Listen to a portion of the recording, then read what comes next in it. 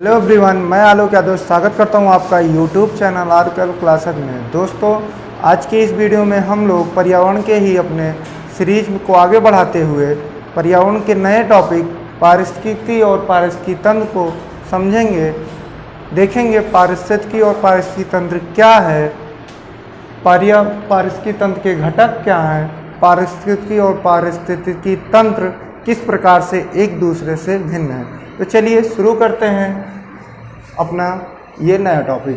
तो देखते हैं, जैसा कि हम जान रहे हैं पारिस्थितिकी या इकोलॉजी इसको कहते हैं, ठीक। तो पारिस्थितिकी क्या है? तो पारिस्थितिकी एक जीव विज्ञान की शाखा है। किसकी? बायोलॉजी की। तो पारिस्थितिकी एक जीव विज्ञान की शाखा है जिसके अंतर्गत जीव समुदायों तथा उनके वातावरण के मध्य संबंधों का अध्ययन किया जाता है। जिसके अंतर्गत जीवधारियों के वातावरण के साथ उनके संबंधों का जो है उस अध्ययन किया जाता है। अर्थात जैसे कोई भी, जैसे मान लो हिरण एक जीव है, हिरण का अपने उसके पर्यावरण के साथ, हिरण जंगल में है तो जंगल में उसके अनेक जीवधारी रहेंगे, उनके साथ जो संबंध बनाएगा उसी को हम लोग कहेंगे पारिस्थितिकी। यदि हम पारिस्थितिकी की बात करें तो पारिस्थितिकी का जो क्षेत्र होता है वो बहुत व्यापक स्तर पर होता है। जैसे मान लो कोई एक वन है, वन के अंतर्गत पौधे होंगे, पौधों को खाएंगे क्या? हिरण। तो हिरण जो अपने जैविक और अजैविक दोनों तत्वों के साथ जो संबंध स्थापित करेगा, उस पूरे संबंध स्थापित करने की जो प्रक्रिया, उनको जो वातावरण, एक सामूहिक वातावरण जो बनेगा, उसी को ही हम कहेंगे पारिस्थितिकी। आइए देखते हैं, पारिस्थितिकी परिभाषित करते हैं और ग्राफ के रूप में उसको देखते हैं। तो हम लोग देखेंगे पारिस्थितिकी एक जीव विज्ञान की एक शाखा है जिसमें जीव समुदायों तथा उनके वातावरण के मध्य पारस्परिक संबंधों का अध्ययन करते हैं। अर्थात पारिस्थितिकी के अंतर्गत जीव जो होते हैं वो अपने वातावरण में स्थित जैविक और अजैविक, जैविक तथा अजैविक घटकों के साथ अंतरक्रिया करते हैं। क्या करते हैं? अंतरक्रिया। अर्थात जो हिरण रहेगा वो पौधों को खाएगा और वहीं हिरण को खाएंगे क्या? शेर। तो हम देखेंगे एक दूसरे से वो अंतरक्रिया करते रहते हैं अपने वातावरण के साथ। जैसे हिरण को मान ले लेते हैं तो जैविक अपने अन्य जीवों के साथ, जैविक अर्थात पेड़ पौधों को खाएगा, वहीं अजैविक जैसे वायु से शोषण करेगा, जल को ग्रहण करेगा, जिससे वो जीवित रहेगा। तो पारिस्थितिकी तंत्र जो हो गया वो हो गया हमारा कोई भी पारिस्थितिकी तंत्र जब अपना वो उस पारिस्थितिकी में रहने वाले जो जीव समुदाय हैं उनका अजैविक तथा जैविक घटकों के साथ जो परस्पर संबंध स्थापित करके जो वातावरण बनाया जाता है, उसी को कहते हैं हम पारिस्थितिकी। इसको हमें ग्राफ के रूप में देख लेते हैं। जैसे मान लो एक जीव है अभी हमने जिक्र किया हिरण का, तो मान लो ये हिरण है, तो हिरण अपने आसपास के वातावरण की जो जलवायु होगी उससे प्रभावित होगा, और जो जलवायु है वो किसको प्रभावित करेगा? वहाँ की जंतुओं को भी प्रभावित करेगा रहने वाले उस वातावरण में। और ये जीव जो है, जो हिरण है, ये अन्य आसपास के अपने जीवों से भी प्रभावित होंगे। वहीं हिरण प्रभावित होगा मिट्टी से। कैसे? जो ये मिट्टी है, यहाँ से अगर देखेंगे तो यहाँ से उगेंगे हमारे पेड़ पौधे, यहाँ से उगेंगे हमारे पेड़ पौधे, पेड़ पौधों को खाकर हिरण क्या करेगा? जीवित रहेगा। तो हम देखेंगे जीव का जो संबंध है वो जलवायु से भी होता है और उसके वहाँ के रहने वाले जंतुओं से भी, वहाँ की मिट्टी से है और वहाँ पर उगने वाली वनस्पतियों से है। तो ये जो जीव होता है ये अपने जलवायु यानी अजैविक और अजैविक, जैविक में हम जंतु और जलवायु में वनस्पति, ये हो गया हमारा जैविक और ये हो गया हमारा अजैविक। ये जैविक और अजैविक के मध्य जो अंतरक्रिया कर एक पारस्परिक संबंध स्थापित कर कोरिलेशन स्थापित कर जो वातावरण बनाते हैं उसी को हम कहते हैं पारिस्थितिकी। इन सब का अध्ययन जिसके अंतर्गत किया जाएगा वो कहलाएगा हमारा पारिस्थितिकी। ये हो गई हमारी पारिस्थितिकी। तो सबसे पहले पारिस्थितिकी शब्द का जो प्रयोग पूछा जाता है एग्जाम्स में खूब, तो हम लोग कहेंगे पारिस्थितिक शब्द का जो प्रयोग है सर्वप्रथम प्रयोग रेटर महोदय ने किया था। कौन? रेटर महोदय। तो सबसे पहले 1865 ईस्वी में पारिस्थितिक तंत्र का प्रयोग रेटर महोदय ने किया था, लेकिन कभी कभी क्वेश्चन रेटर महोदय न देकर दे दिया जाता है पारिस्थितिक तंत्र का सर्वप्रथम प्रयोग या पारिस्थितिक तंत्र के लिए वो आर्कियोलॉजी शब्द का प्रयोग किसने किया था, तो हम लोग बताएंगे अर्नेस्ट हैकेल को। ठीक, अगर उत्तर में यानी कि जो ऑप्शन रहेगा, क्वेश्चन पूछा जाएगा पारिस्थितिक तंत्र का सर्वप्रथम प्रयोग किसने किया, अगर उत्तर में हमारे ऑप्शन में क्या सही रहेगा, मतलब दिया रहेगा रेटर को, तो हम लोग रेटर पर टिक करेंगे, ऑप्शन वाला आंसर देंगे। अगर रेटर नहीं रहेगा तो अर्नेस्ट हैकेल को टिक करेंगे। तो जो हमारा ये अर्नेस्ट हैकेल थे, इन्होंने 1869 ईस्वी में इकोलॉजी के लिए यानी पारिस्थितिकी शब्द का प्रयोग किया और पारिस्थितिक शब्द के लिए अपने ग्रीक भाषा में आर्कियोलॉजी शब्द का प्रयोग किया। आर्कियोलॉजी शब्द दो शब्दों से मिलकर बना है, आर्कियो प्लस लॉगीज। तो आर्कियो का अर्थ होता है घर या आवास, घर या आवास, और लॉजी शब्द का अर्थ होता है अध्ययन, अर्थात किसी भी जीव के आवास के बारे में अध्ययन करना ही पारिस्थितिकी कहलाता है। तो पारिस्थितिकी क्या हुई, तो पारिस्थितिकी को यदि हम अपने भाषा में प्रभावित करना चाहें तो कह सकते हैं पारिस्थितिकी वह विज्ञान है, वह जीव विज्ञान की एक शाखा है जो जैव समुदायों के साथ साथ अपने वातावरण के साथ जो अंतःक्रिया कर कर, जो परस्पर संबंध स्थापित कर कर एक वातावरण स्थापित करते हैं, बनाते हैं, उसी को कहते हैं हम पारिस्थितिकी। तो चलिए यहाँ तक हो गया, हम लोग ने देखा। अगर वर्तमान में पारिस्थितिकी शब्द का प्रयोग देखेंगे तो इसका अर्थ बहुत व्यापक हो रहा था। अभी तक हम लोग देखे थे कि एक जीव, जंतु एवं वनस्पति के जलवायु को ही पढ़ते थे, लेकिन वर्तमान समय में हम इसके अंतर्गत मानव समाज और भौतिक पर्यावरण को भी, मानव समाज और भौतिक पर्यावरण की क्रियाविधि को भी इसके अंतर्गत सम्मिलित कर देते हैं, इसके अध्ययन किया जाता है। तो वर्तमान समय में जीव जंतुओं, वनस्पतियों एवं जलवायु को ही नहीं बल्कि मानव समाज एवं उनके मध्य जो वातावरण स्थापित हो रहा है उसका भी अध्ययन पारिस्थितिकी के अंतर्गत किया जा रहा है। तो पारिस्थितिकी, चलिए हम लोग एक बार रिवीजन करते हैं। तो हम लोगों ने देखा पारिस्थितिकी तंत्र जीव विज्ञान की एक शाखा है जिसमें जीव समुदायों तथा उनके वातावरण के मध्य पारिस्थितिकी संबंधों का, पारस्परिक संबंधों का अध्ययन किया जाता है। तो वहीं हम देखेंगे कि पारिस्थितिकी शब्द का सर्वप्रथम प्रयोग रेटर महोदय ने ठीक उनके 4 साल बाद 1869 ईस्वी में अर्नेस्ट हैकेल महोदय ने पारिस्थितिकी शब्द को सर्वप्रथम परिभाषित किया। उनके कुछ उनके कुछ विषय क्षेत्र को डिवाइड किया। तो अगर सर्वाधिक विकसित करने का श्रेय किसी को जाता है पारिस्थितिकी को लेकर, तो वो जाता है अर्नेस्ट हैकेल महोदय ने। इन्हीं ने ही पारिस्थितिकी के लिए आर्कियोलॉजी शब्द का प्रयोग किया और वर्तमान समय में पारिस्थितिकी शब्द का जो क्षेत्र है वो बहुत व्यापक है और इन्हीं की पारिस्थितिकी के अंतर्गत ही इनके कुछ छोटे तंत्र होते हैं जिसको हम लोग कहते हैं पारिस्थितिकी तंत्र, इकोसिस्टम। तो ये जो पारिस्थितिकी तंत्र है, ये इकोसिस्टम, ये पारिस्थितिकी का ही एक छोटा रूप होता है। जैसे कोई भी एक जल की बूंद भी अपने आप में एक पारिस्थितिकी, क्योंकि जल के बूंदों में छोटे छोटे सूक्ष्म जीव निवास करते हैं। तो देखते हैं पारिस्थितिकी तंत्र क्या होता है। तो पारिस्थितिकी तंत्र एक प्राकृतिक इकाई है जिसमें एक क्षेत्र विशेष के अपने जीवधारी होंगे वो अपने अजैविक पर्यावरण से अंतःक्रिया कर कर एक संपूर्ण जैविक इकाई बनाते हैं। तो हम लोग देखेंगे, अब हमें यहाँ पे डिफरेंस ही नहीं पता हो पाएगा, दोनों हम कहेंगे समान ही तो हैं, नहीं।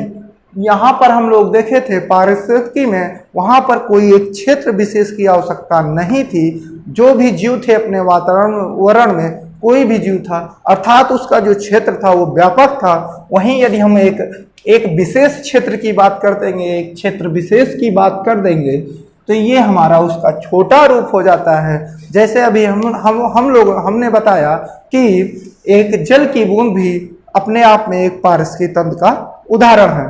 ठीक, तो हुआ क्या, पारिस्थितिकी तंत्र एक प्राकृतिक इकाई है जिसमें किसी क्षेत्र विशेष के जीवधारी अपने अजैव पर्यावरण के साथ अंतःक्रिया कर एक संपूर्ण जैविक इकाई बनाते हैं।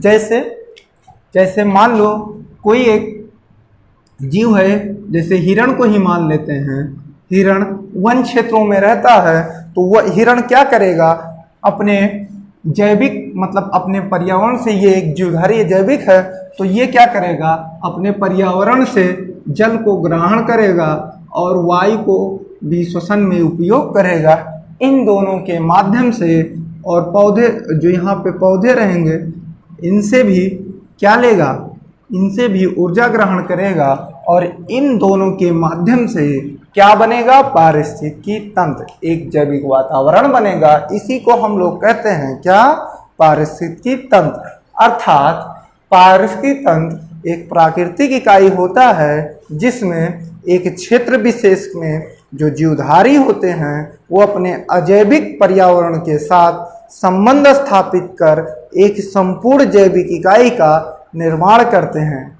जैसे कोई जलीय तंत्र की यदि हम बात कर लेते हैं, तो जलीय तंत्र में जैसे मान लो एक तालाब है, तो तालाब में रहने वाले जीव जंतु हैं, जैसे मछली, तो मछली छोटी मछलियां होती हैं, वो अपने जल से ही ऑक्सीजन को ग्रहण करती हैं और अपने खाने पीने के छोटे छोटे कीड़े मकोड़ों को भी खाती हैं। तो होता क्या है, वो अपने अजैविक मतलब जल से वो जल को भी ग्रहण करती हैं और ऑक्सीजन को भी ग्रहण करती हैं जल से ही। तो वो अपने अजैविक वातावरण से एक क्रिया स्थापित किए, एक पारस्परिक संबंध स्थापित करके उस पूरे तंत्र को, यानी तालाब का जो तालाब तंत्र है, तालाब का जो पारिस्थितिकी तंत्र है, उसको एक संपूर्ण जैविक इकाई के रूप में परिवर्तित कर देते हैं। तो जो छोटी मछलियां होंगी उनको खाएंगी बड़ी मछलियां, उनको भी खाएंगी और बड़ी मछलियां, और जो सबसे बड़ी मछलियां रहेंगी वो उस तंत्र की सबसे उच्च उपभोक्ता रहेंगी। तो ये जो पारिस्थितिकी तंत्र की संकल्पना है, इसको सर्वप्रथम A.G. टांसले महोदय ने 1935 ईस्वी में अच्छे से डिस्क्राइब किया था और इनकी कुछ विशेषताओं को बताया था।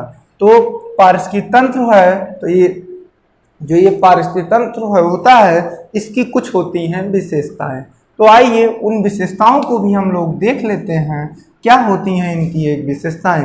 किसी क्षेत्र को यदि हम पारिस्थितिकी तंत्र के रूप में किसी क्षेत्र विशेष को यदि हम पारिस्थितिकी तंत्र के रूप में स्थापित करना चाहते हैं, तो सबसे पहले हमें होना चाहिए उस स्थान का कोई एक निश्चित क्षेत्र।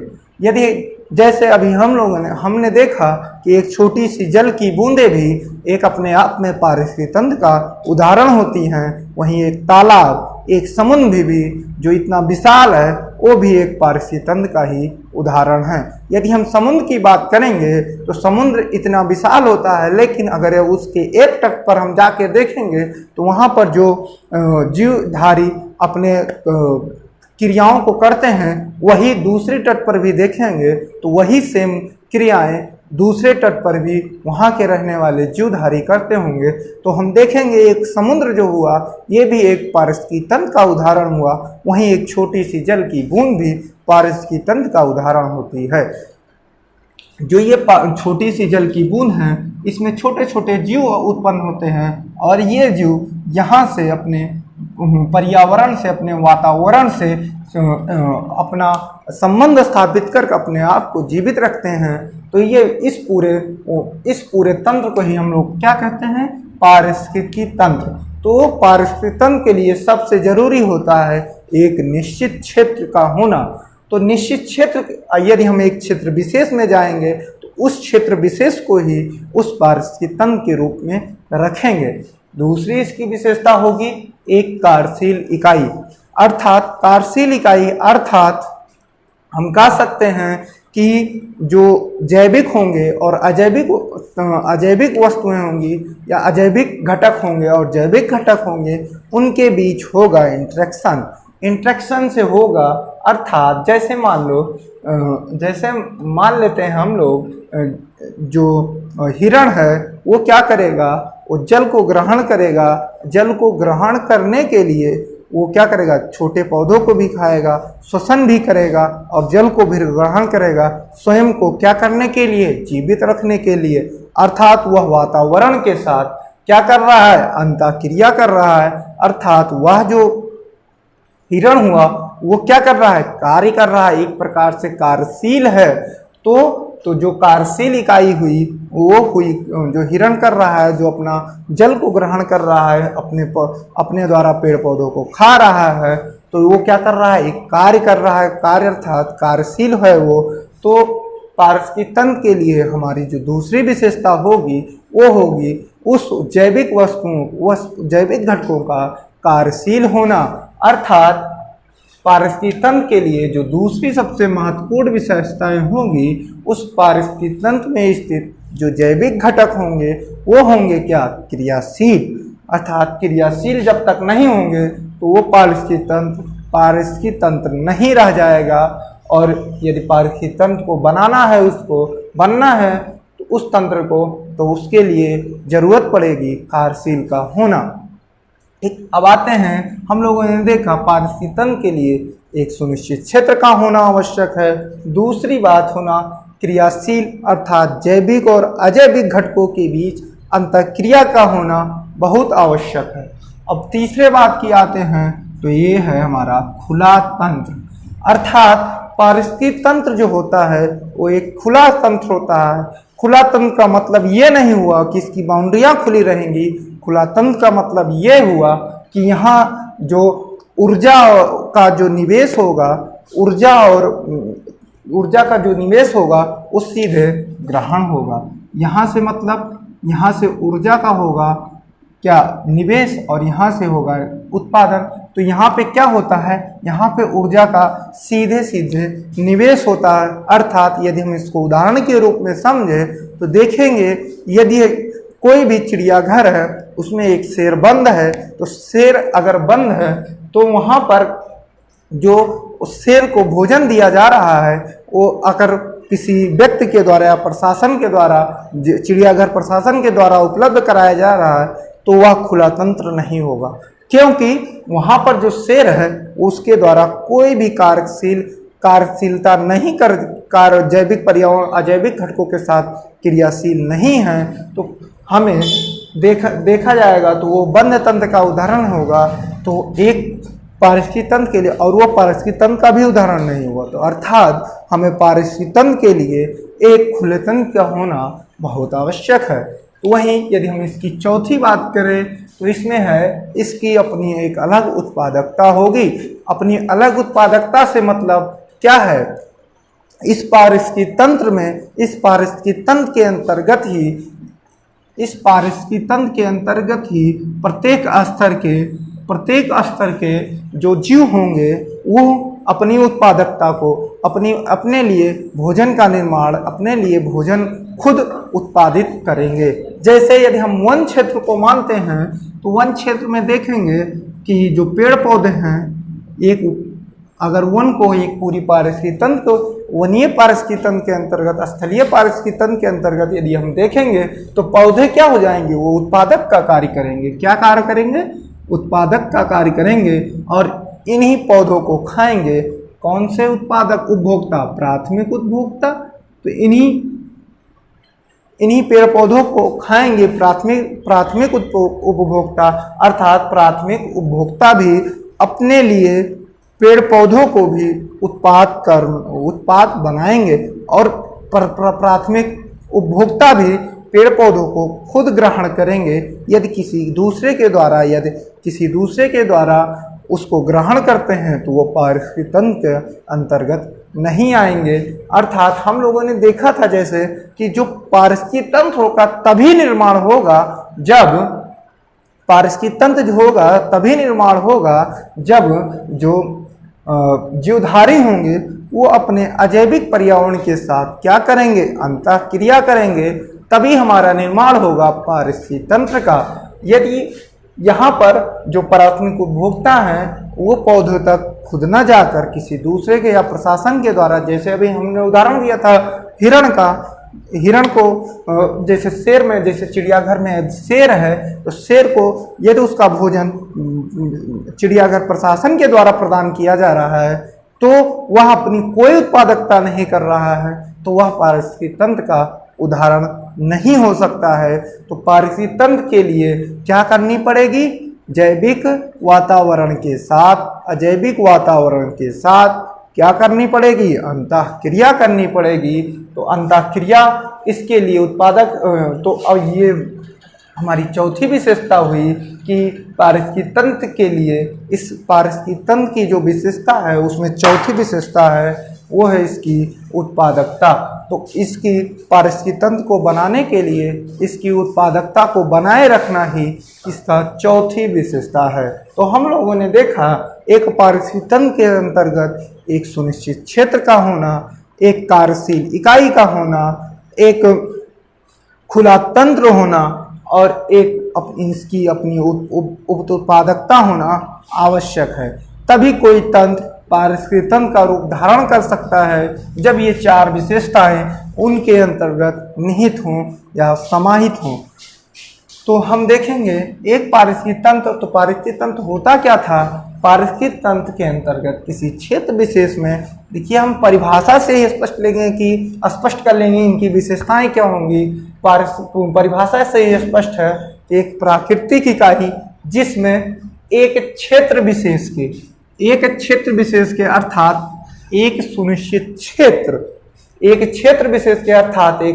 क्षेत्र क्या सभी जीवधारी अपने जैविक पर्यावरण से क्या अंतःक्रिया अर्थात एक कार्यशील इकाई, अंतःक्रिया अर्थात एक खुला तंत्र, अंतःक्रिया अर्थात अपनी एक अलग उत्पादकता बनाते हैं एक संपूर्ण जैविक इकाई, इसी को कहते हैं पारिस्थितिकी तंत्र। तो हम देखें कि पारिस्थितिक तंत्र के अंतर्गत इन चार विशेषताओं का होना अति आवश्यक है किसी भी तंत्र को पारिस्थितिक तंत्र के रूप में बनना। तो आइए देखते हैं इसके पारिस्थितिक तंत्र के लिए जो घटक होते हैं ये तीन होते हैं। ये घटक भी एक दूसरे से क्या होंगे, देखिए अब इसके परिभाषा से स्पष्टता क्या होते हैं, अंतःक्रिया करते रहते हैं। तो इनके घटक हैं ऊर्जा संगठक, जैविक घटक और अजैविक घटक। अर्थात जो ये घटक होंगे तो किसी भी पेड़ पौधे, जैसे मान लो यदि हम इस तीनों में से किसी एक भी घटक को अलग कर देंगे तो क्या होगा, हमारा पारिस्थितिक तंत्र क्या हो जाएगा, तबाह हो जाएगा। अर्थात किसी भी पारिस्थितिक तंत्र में इन तीनों घटकों का होना बहुत भी महत्वपूर्ण है। जैसे यदि हम ऊर्जा को हटा लेंगे तो क्या होगा, यहाँ पे यदि हम जैविक और अजैविक को ही रख देते हैं तो यहाँ से जैविक में तो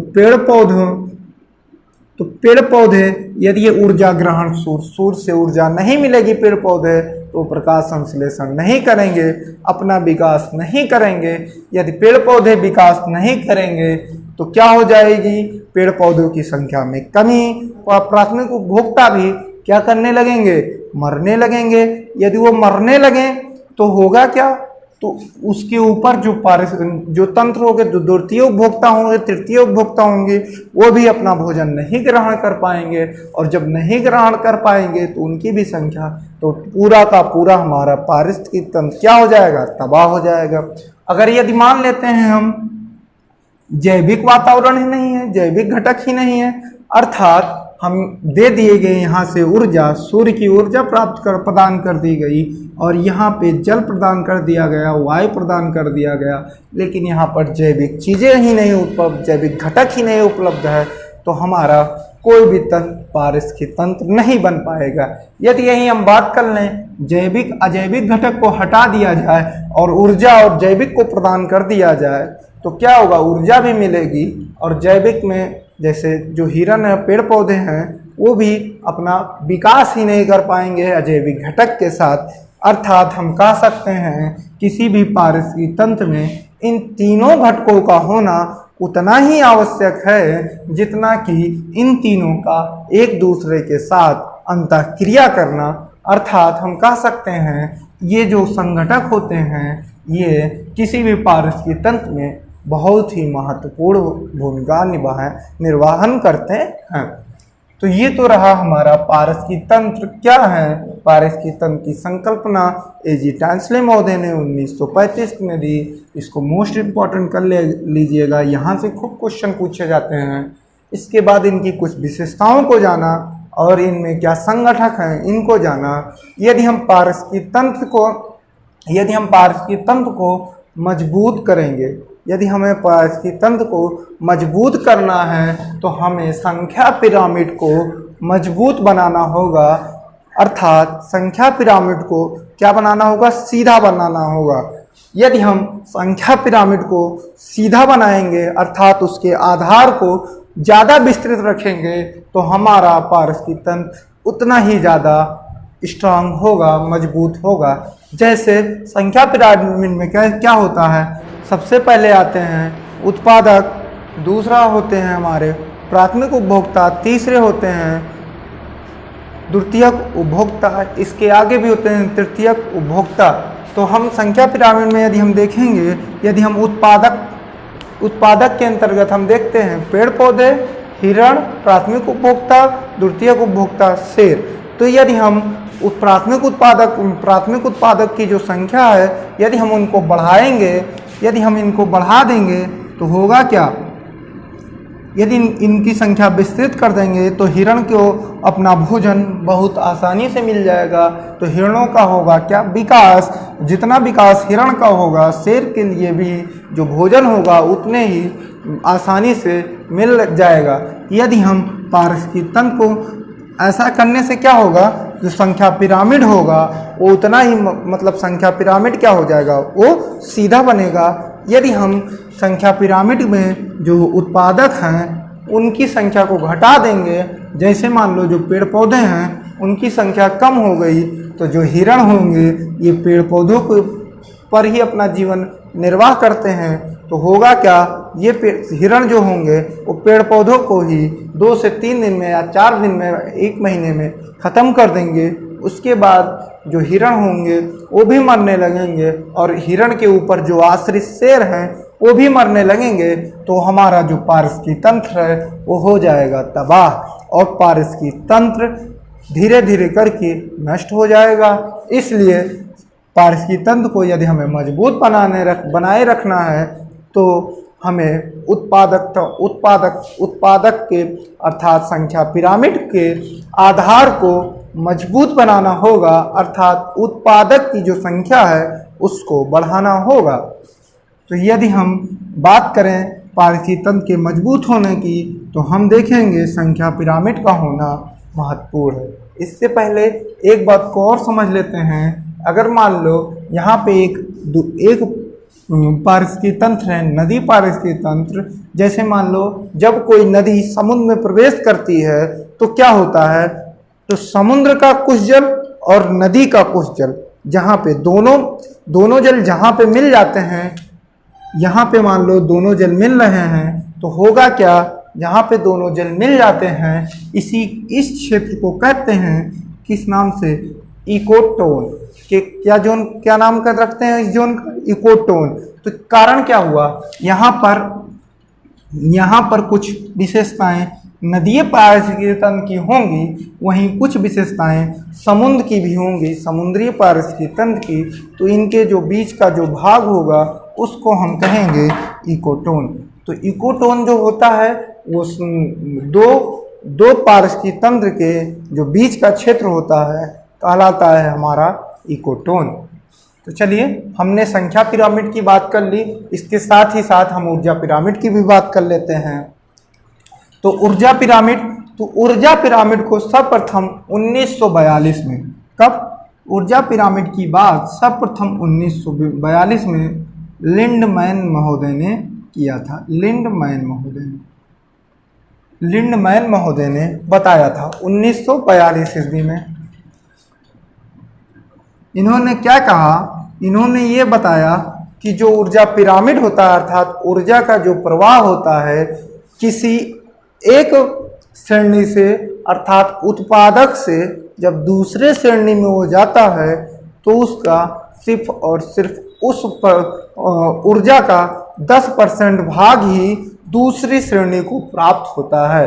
अर्थात यदि हम देखेंगे उत्पादक वस्तुओं के पास यदि उत्पादक जंतु या उत्पादक श्रेणी के पास हमारे इसके पास 1000 यूनिट ऊर्जा आ रही है तो वो अगले भाग में 100 यूनिट ही उसको प्राप्त होगी। अगले अपने प्राथमिक उपभोक्ता को 100 यूनिट ऊर्जा ही प्राप्त होगी।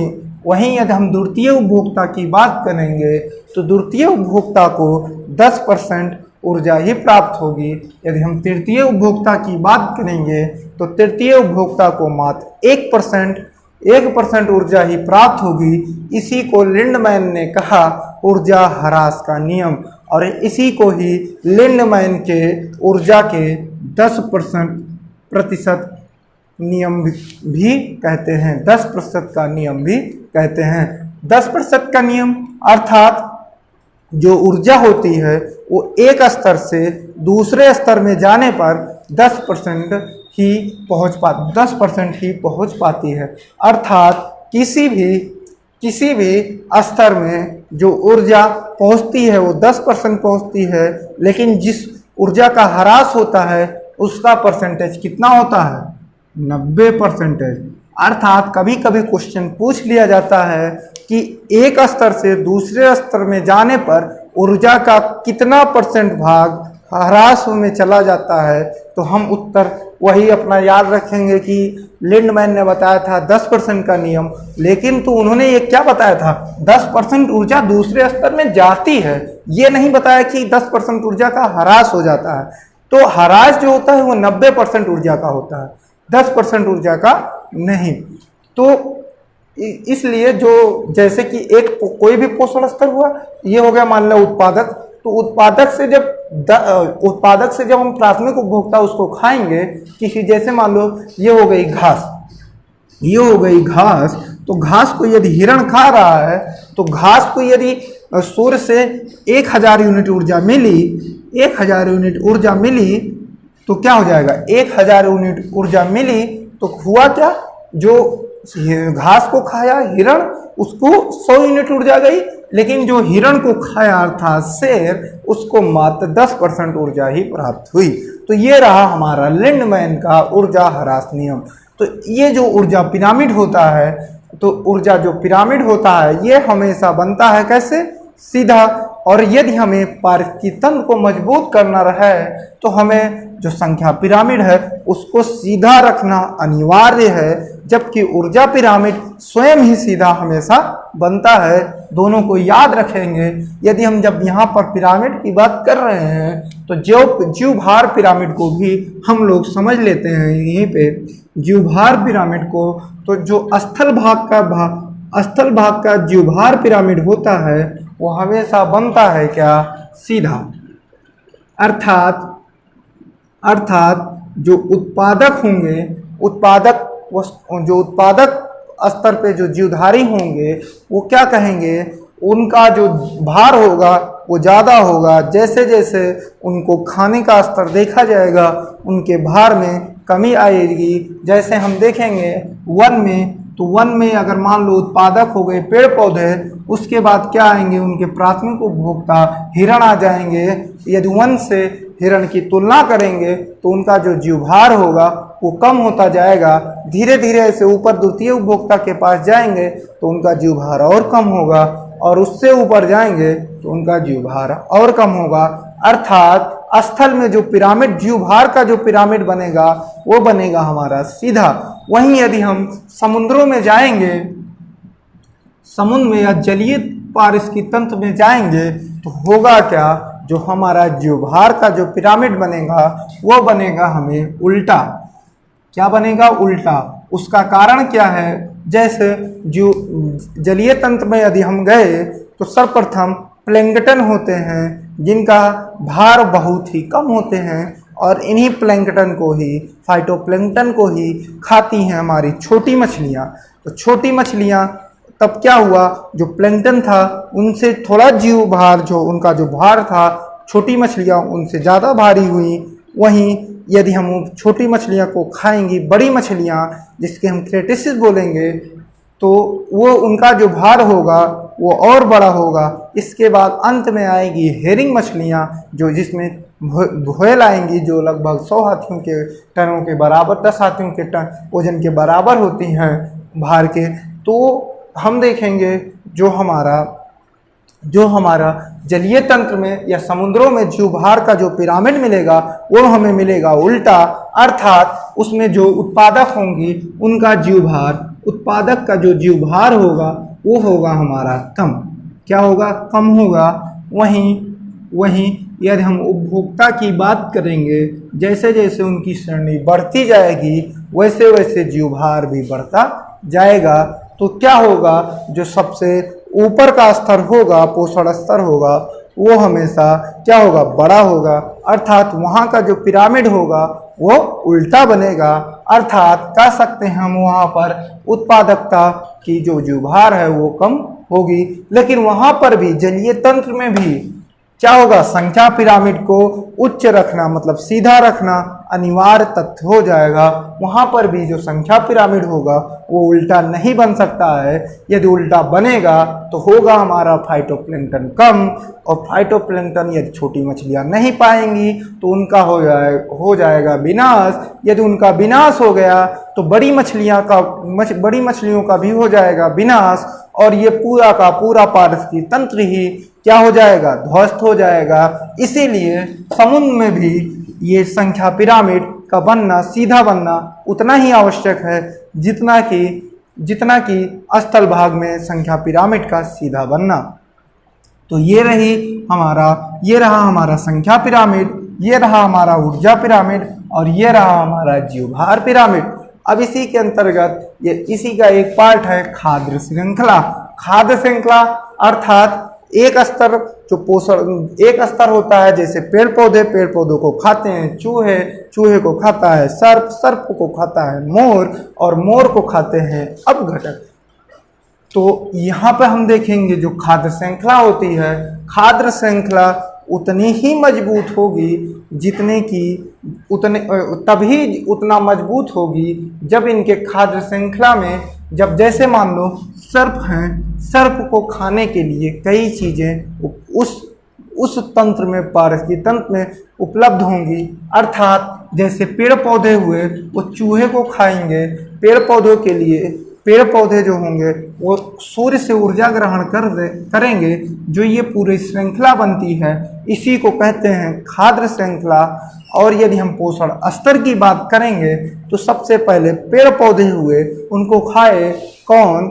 हमारे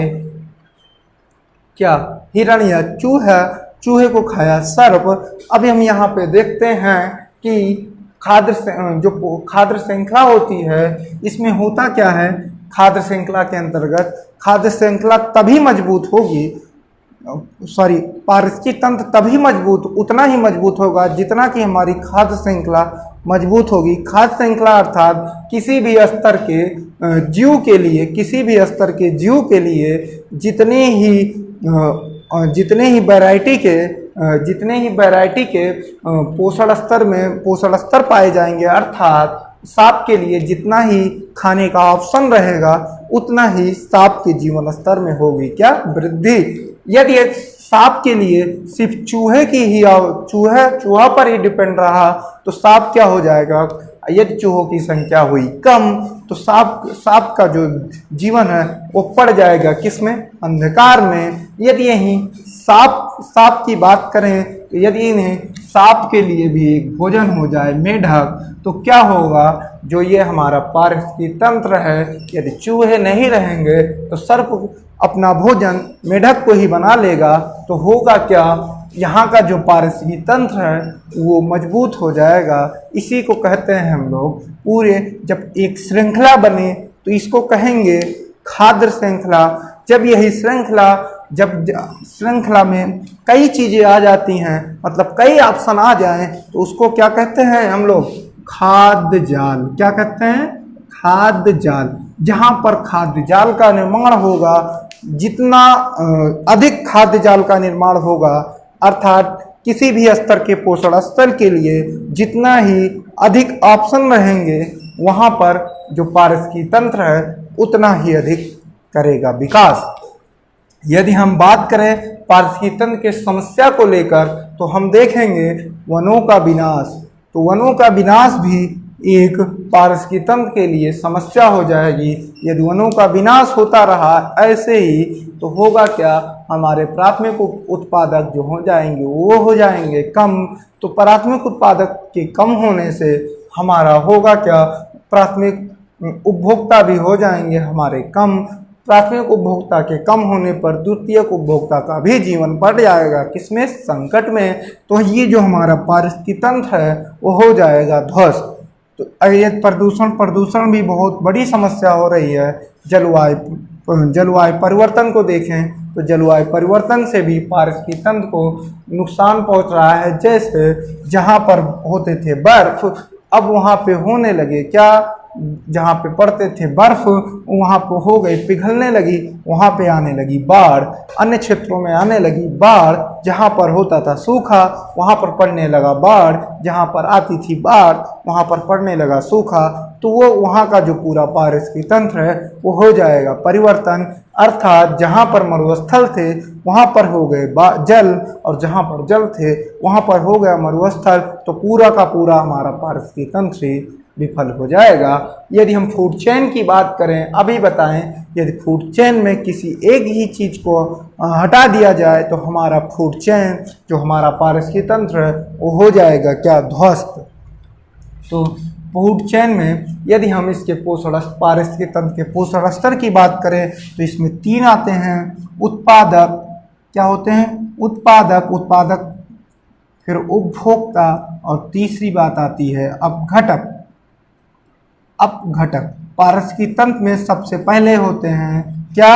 उत्पादक। पारिस्थितिकी तंत्र में सबसे पहले होते हैं क्या?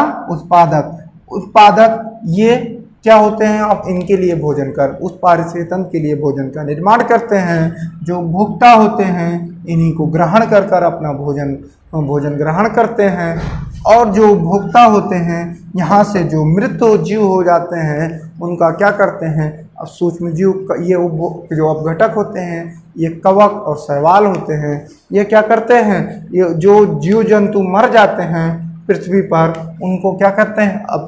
ये अपने रसायन के द्वारा इसको क्या कर देते हैं? अपघटित, और अपघटित करके ये पुनः जाते हैं मिट्टी में मिल, और मिट्टी में मिलने के बाद ये क्या करते हैं?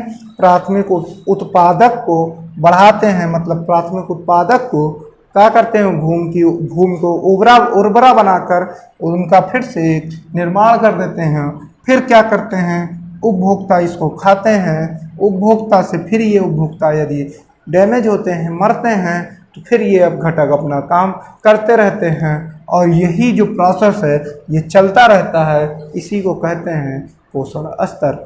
तो पोषण स्तर में जो ये अपघटक होते हैं, ये एक प्रकार से सफाई कर्मी का भी काम करते हैं। किसका? इसीलिए पूछा जाता है पारिस्थितिकी तंत्र में सफाई कर्मी किसे कहा जाता है? तो सफाई कर्मी कहा जाता है अपघटक को। किसको?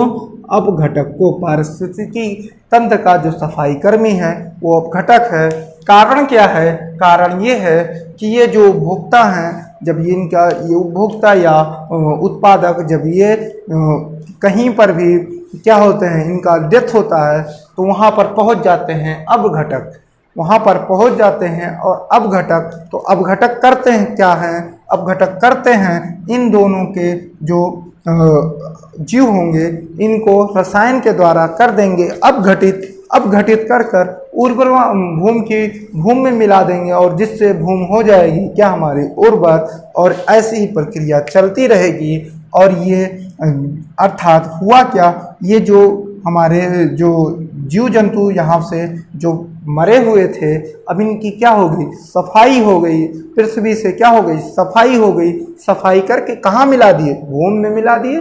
तो यहाँ से हुआ क्या, तो ये क्या हो गए, अर्थात जो अपघटक हैं वो पृथ्वी की साफ सफाई करने की पूरी जिम्मा, पूरा अपना जिम्मेदारी स्वयं निर्वहन कर रहे हैं। इसीलिए अपघटक को क्या कहते हैं, सफाई कर्मी। चलिए इसके बाद हम लोग कुछ 2-3 पॉइंट और हो, इनको देख लेते हैं। कभी कभी पूछ लिया जाता है सबसे बड़ा पारिस्थितिकी तंत्र कौन है, पृथ्वी पर सबसे बड़ा पारिस्थितिकी तंत्र कौन है। तो देखते हैं, जैसे वन हो गया, तो मान लो यदि जलवायु परिवर्तन हुआ तो वन में लग गई क्या, आग, या वनों का हो गया हमारा विनाश, तो हमारा जो पारिस्थितिकी तंत्र है वो जल्द ही हो जाएगा क्या, तबाह। यदि हम जल में आए तो जल में यदि हम समुद्र की बात करें तो हम लोग देखेंगे जो समुद्र होता है उस पर कोई भी जलवायु परिवर्तन हो या कोई भी अन्य घटना हो, वो प्रभाव तो डालेगी लेकिन धीरे धीरे डालेगी। इसीलिए जो समुद्र का जो पारिस्थितिकी तंत्र होता है उसको सबसे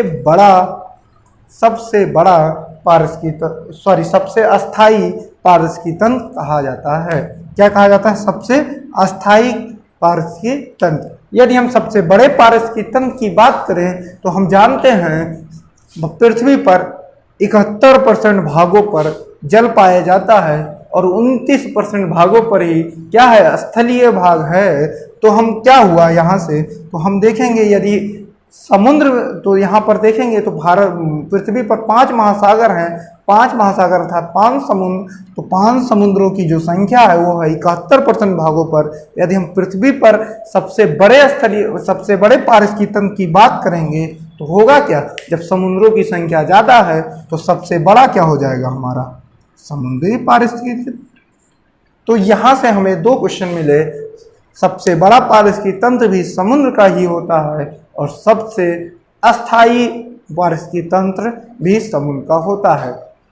तो चलिए एक बार रिवीजन कर लेते हैं पारिस्थितिकी तंत्र को। तो हम देखें पारिस्थितिकी तंत्र एक प्राकृतिक इकाई होता है जिसमें एक क्षेत्र विशेष के सभी जीवधारी अजैव पर्यावरण के साथ क्या करते हैं, अंतःक्रिया करते हैं। अंतःक्रिया कर क्या बनाते हैं, एक जैविक वातावरण या जैविक पर्यावरण बनाते हैं या एक जैविक इकाई बनाते हैं। इसी को क्या कहते हैं, पारिस्थितिकी तंत्र। पारिस्थितिकी तंत्र की संकल्पना किसने दी, तो पारिस्थितिकी तंत्र की संकल्पना सर्वप्रथम ए जी टांसले महोदय ने 1935 में दी और उन्होंने ही उनकी कुछ विशेषताओं को निर्धारित किया, जिसमें उन्होंने बताया, जो पहली विशेषता बताई कि एक निश्चित क्षेत्र होना चाहिए। जो दूसरी विशेषता बताई उन्होंने कही कि एक कार्यशील इकाई होना चाहिए। तीसरी, एक खुला तंत्र होना चाहिए। चौथी, इसकी अपनी उत्पादकता होती है। और इनके यदि संगठकों की बात करें तो हमें मिलते हैं 3 संगठक। कौन कौन से, ऊर्जा, जैविक और अजैविक संगठन। इन तीनों